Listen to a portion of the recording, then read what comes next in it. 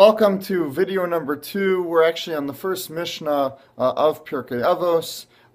Let's dive right into it. Moshe kibel Torah mi Sinai. Moshe Rabbeinu, Moses, our teacher, accepted the Torah from Sinai.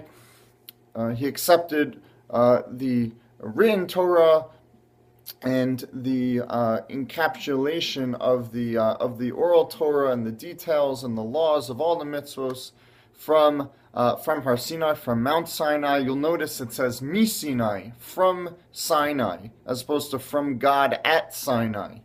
We learn that since Sinai was a humble mountain in the desert, so too Moshe accepted the Torah with its accompanying humility.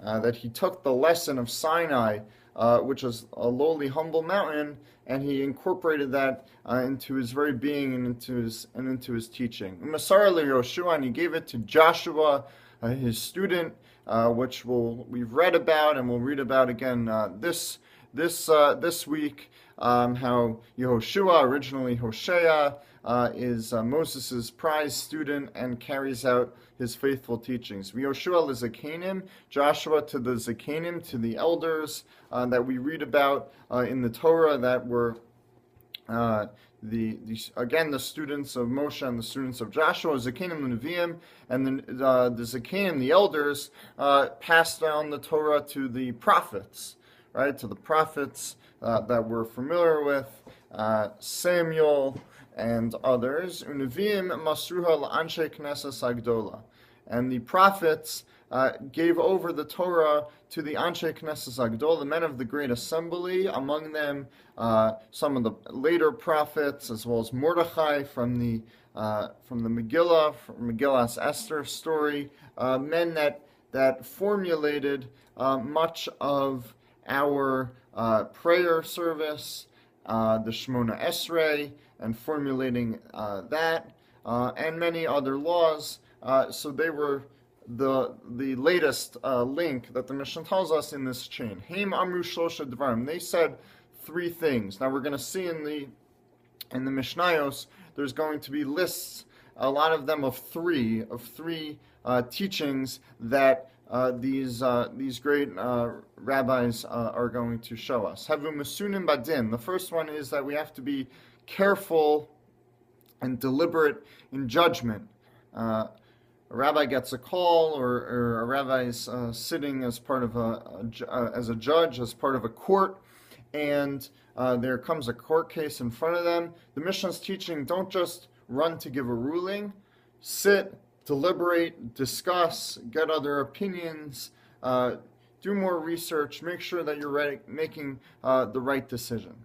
Number 2, the second principle they teach, V'hamidu talmidim harbe, set up many students,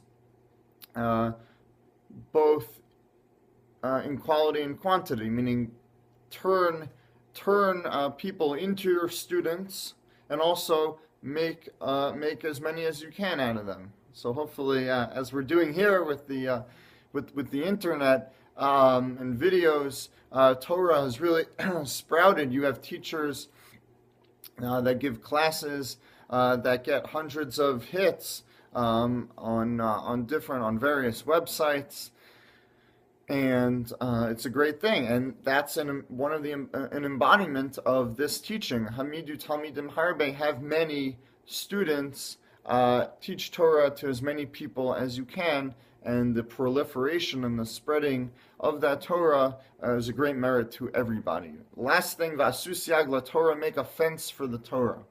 So, if you have, Fort Knox, you have to guard the precious gold.